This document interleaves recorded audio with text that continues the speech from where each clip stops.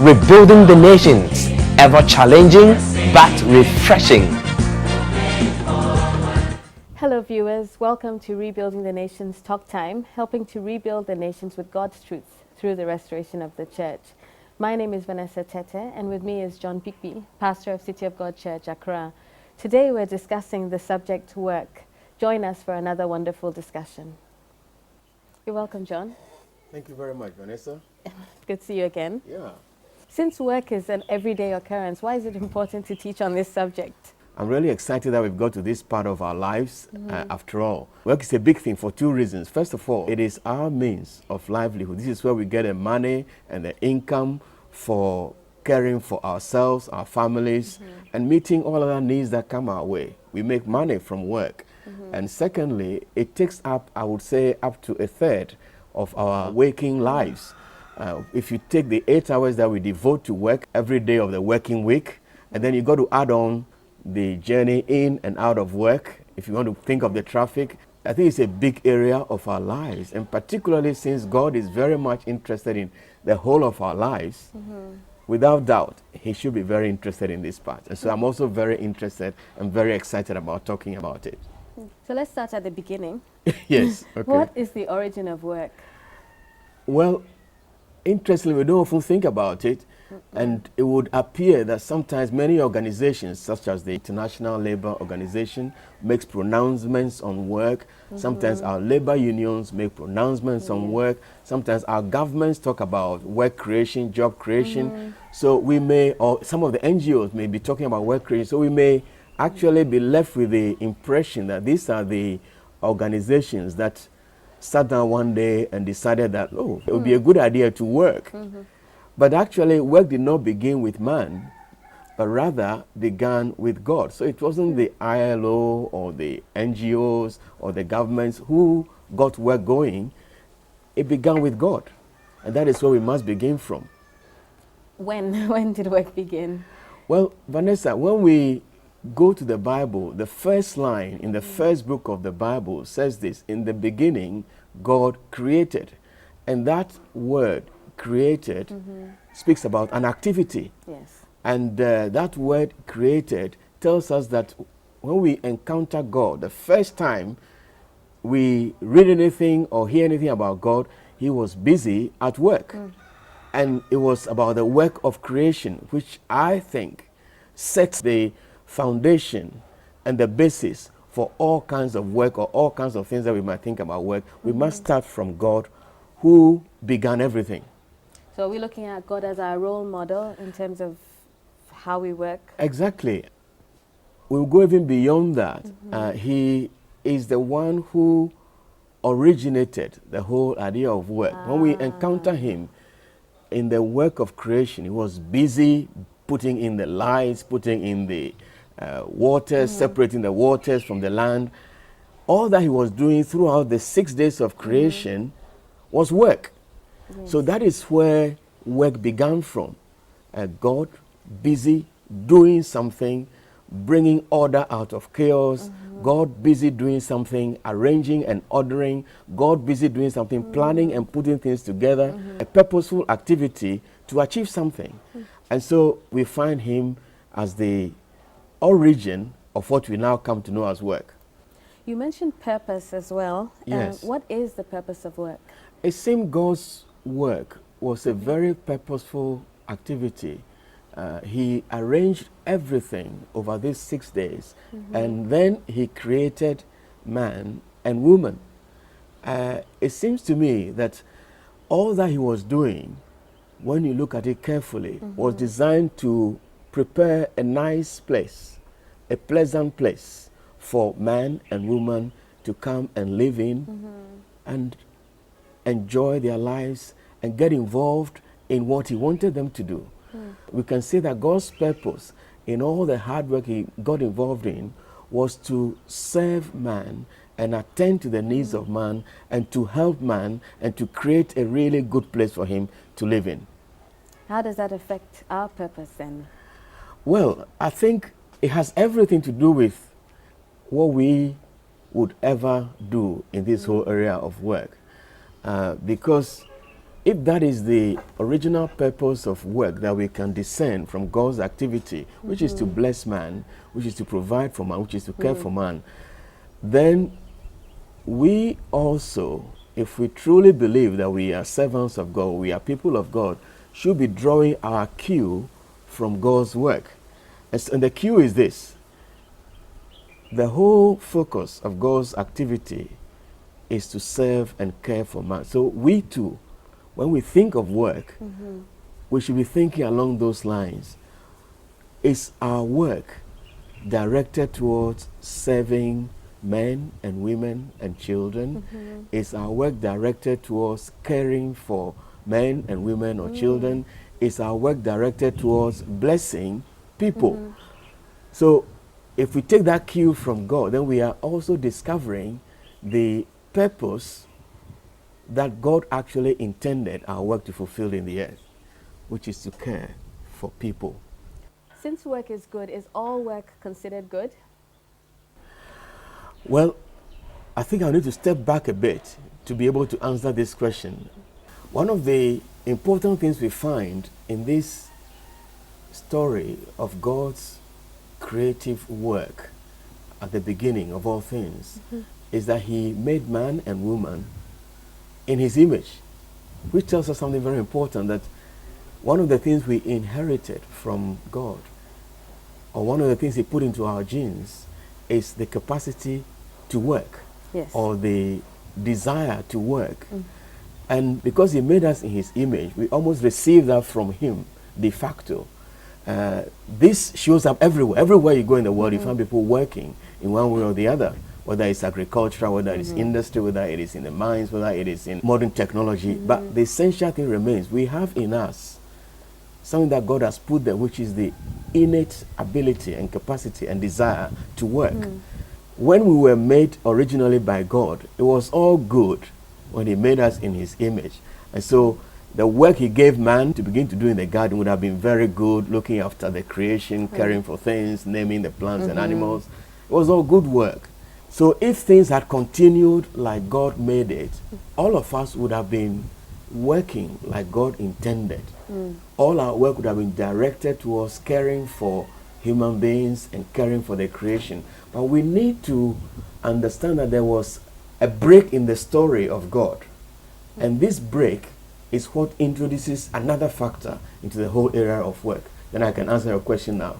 This break was when man rebelled against God, and his nature was changed from somebody who was joined to God and living in union with God to be living in rebellion, in fact, living in the opposite direction to God's will and purposes.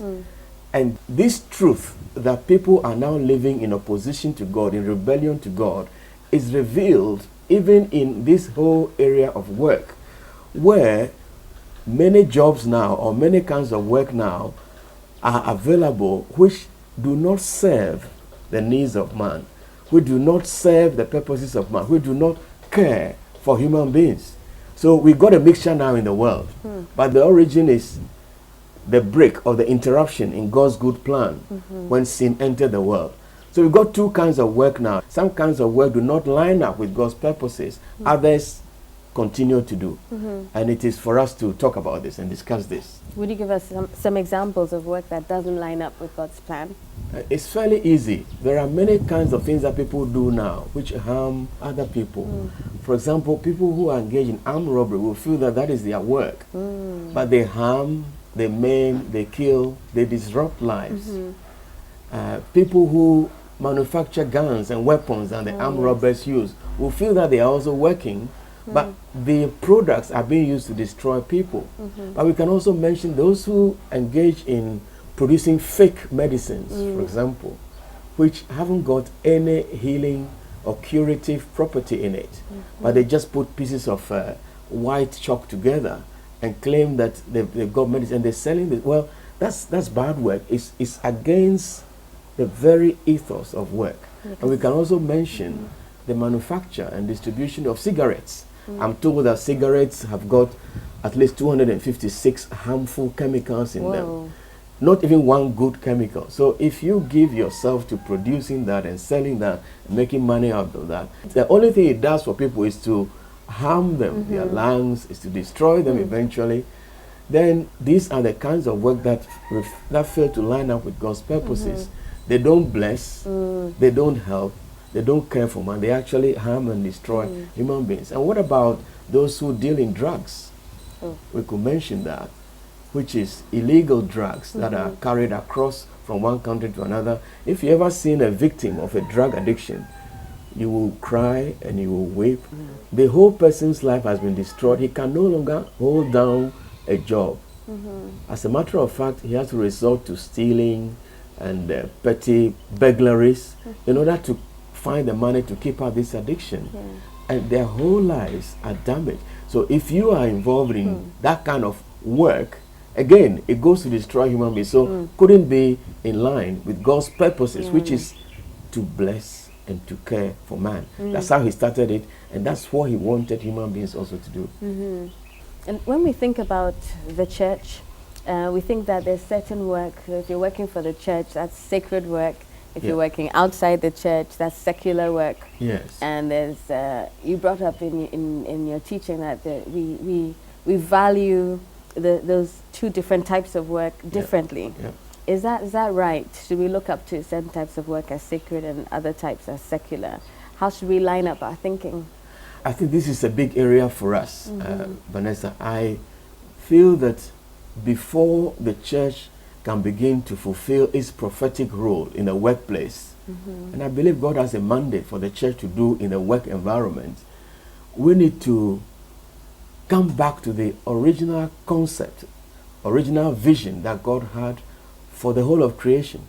In God's mind, everything belongs to him.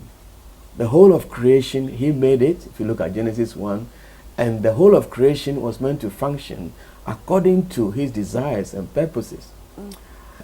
And in the beginning, when the church came into being, they saw that and understood that their calling was not limited to meeting up in a building somewhere on Sunday mornings, and then their calling sort of dies out when they go to work on Monday to Friday. On the contrary, the early church, and in fact the people of God, have always seen that the whole of life, whether it is marriage, whether it is work, whether it is business, whether it is relaxation, was all meant to be part of a life lived under God and for God. But what we have in this secular and sacred divide, which is a concept very strong in our minds, is that we have cut off huge chunks of our lives on earth and decided that those areas have nothing to do with God. Because the word secular actually means nothing to do with God. It means nothing to do with religion, nothing to do with, and also I was looking up the definition, it means not subject to any religious ideas or rules. So when we shout the word, I mean secular work, what we're really saying is, we don't want you here, God. We don't want to hear anything from you, God, when we are in this area. We don't want you to come in there with any ideas or thoughts. We don't want you to say anything about this area. Let us go free and just manage that area. Sunday we'll come back to you and worship you and sing to you and clap to you. But this area, forget it. And then the question arises, if it's nothing to do with God, who has it got to do with? In the end, the reality is that it becomes something to do with us. We make ourselves, human beings, in charge of that area. Yes. Once we do that and exclude God's wisdom and God's power from that area, we are in trouble straight away. Because if you exclude God, you exclude his light. You exclude God, you exclude his wisdom. You exclude God, you exclude his love. So you begin to see things at work which truly manifest some other spirit, closer to the enemy spirit than that of a God. So on the other hand, we call something sacred, which is simply defined to do with God or connected with God, or anything to do with him and his rules or his laws or his involvement. And what has happened is that the sacred part of our lives has been shrunken to a very small part of life, and then the secular has grown and grown and grown. I think there are people now who will tell you, well, work is secular. And people who are sort of saying business and government is secular. And people will say even marriage is now secular. Let's make our own rules, how we do it. So then you're left with basically very little for God to speak into. Now we do that to our peril, because without God in it, without His truth, without His wisdom, we can't really build anything significant or good, or let alone pleasing to Him. So the secular sacred divide destroys any hopes of us seeking to find God's wisdom and God's ways in our work. So we need to banish that. But you're saying God is involved and is in, if you like, what we call secular work. God is intimately involved in it, just like He is in church work. Absolutely. Because if you go back to creation, the sort of work we see God doing, if we want to characterize it, imagine where He was putting up the lights in the skies and in the heavens. That's almost like an electrician's work. A place that He was pushing the waters away to create dry ground. That's very much hydraulics engineering, mechanical engineering work. At the place that He brings the plants into being and the animal, well, it's very much farming work. So that's the origin of farming. That's the origin of mechanical engineering. All these things originate in God. So He participated freely in all these things we are now calling secular.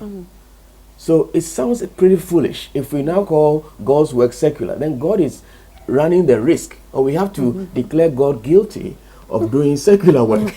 But actually He did it, and even today, His Spirit still upholds the whole of creation. So He's still actively supporting, sustaining the work. So He's still involved in things that we are calling secular work. So it's actually sacred then? Because Precisely. it has everything to do with God. God's Exactly. involved in it. If we want to take the definition of sacred as to do with God, then everything, whether we're teaching in the classroom, whether we're in the farm, whether we're digging the gutters or sweeping the streets, whether we are running as athletes or playing football, everything that we're doing is sacred to God if we are people of God. In fact, God actually thinks of everything that is there in this world as sacred to Him, belonging to Him. So we, the people of God, need to rediscover this truth. A very, very important truth, that the whole earth and the fullness thereof belongs to God. So wherever we find ourselves, whatever we are doing, we should be aware that we are actually in God's territory, God's area, participating in something that God created. Everything then, the whole of life then, becomes sacred to God. And that's what we need to recover. So we need to totally get away with this distinction, the old distinction, sacred versus secular. Yes. You have a new distinction, don't you? Yes, I believe that everything is sacred to God. Within that paradigm, we need to create a new distinction, which I'll call natural and spiritual work. So I'm saying that both natural and spiritual work, which I'm going to describe, are all sacred to God.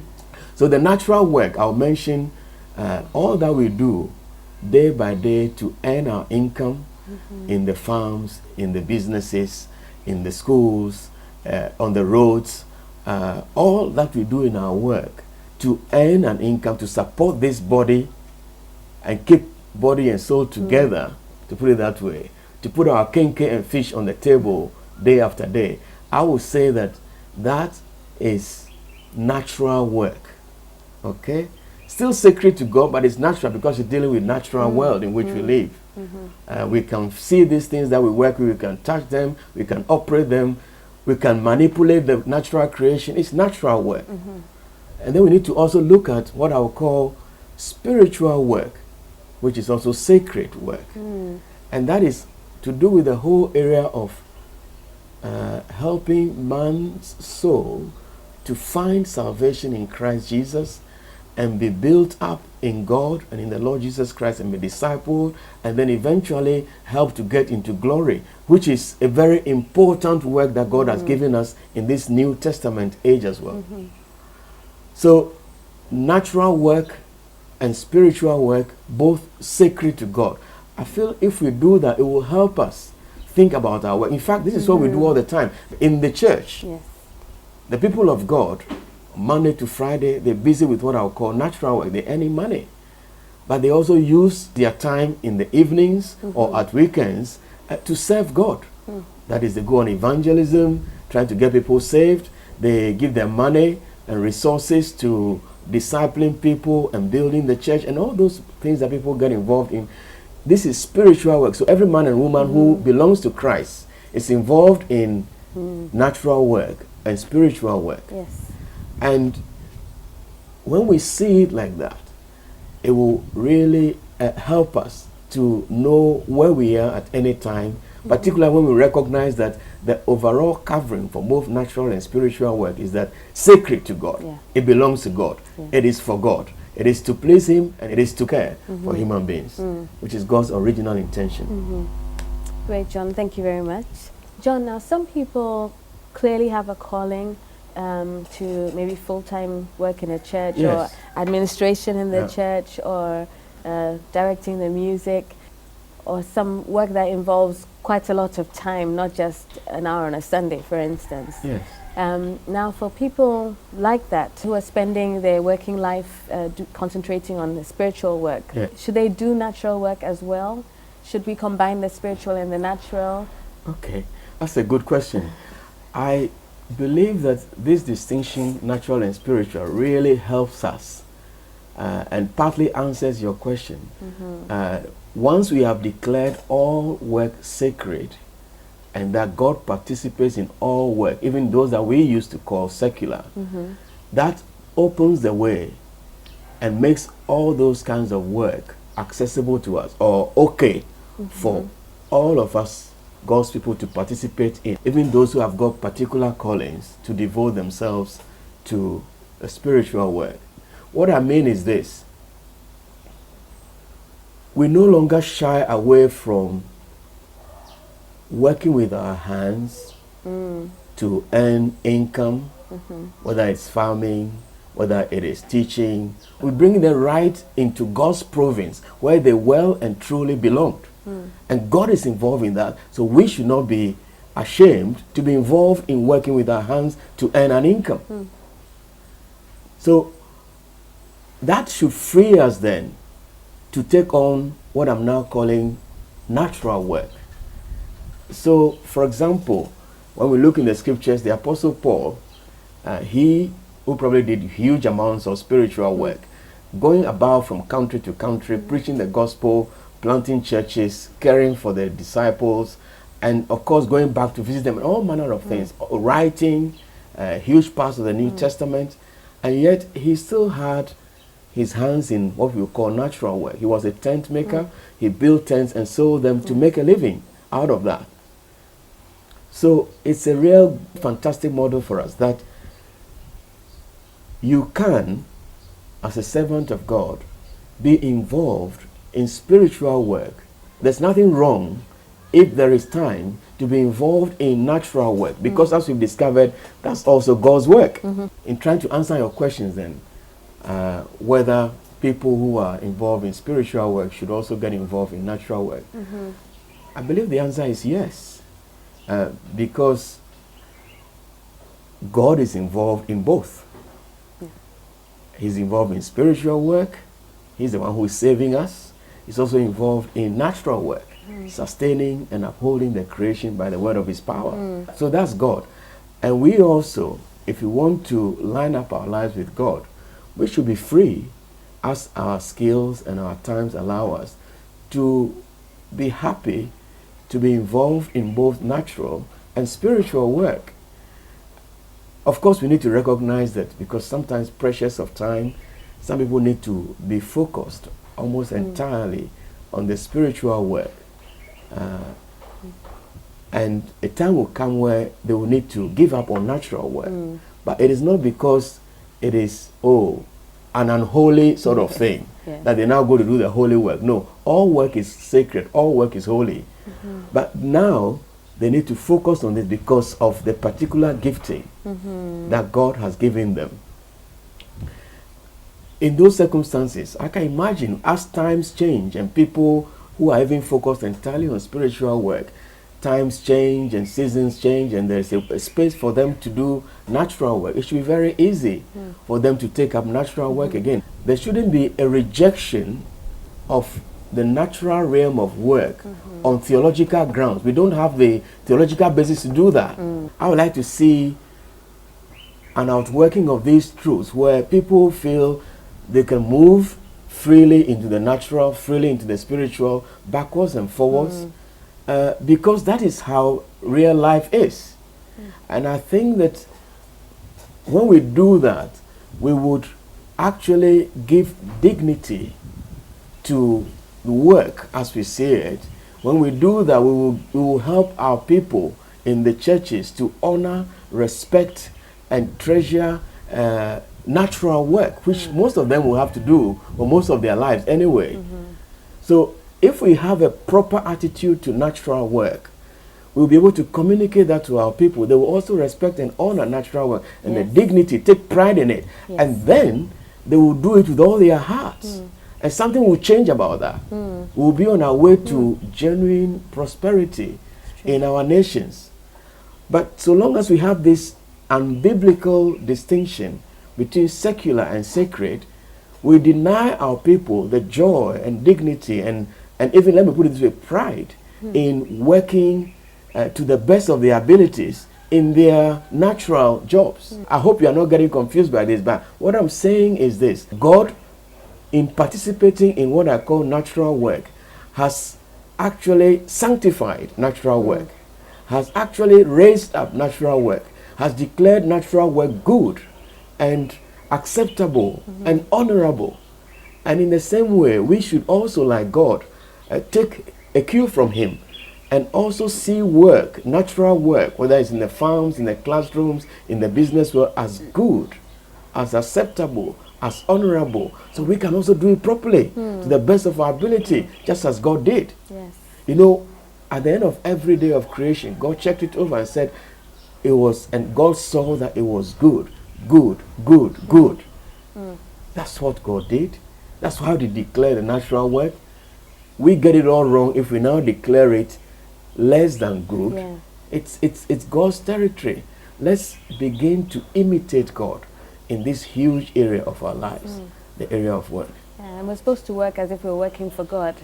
Absolutely. Because we are working for God. Yes.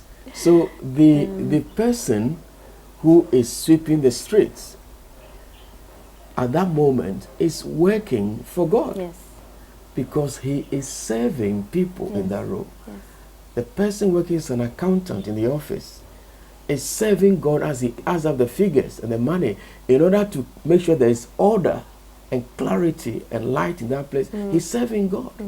The person in the shop who is selling goods, he's serving God. In the market, he's serving. In the farms, he's serving God. Because it's all God's territory, you see. It's all sacred to him.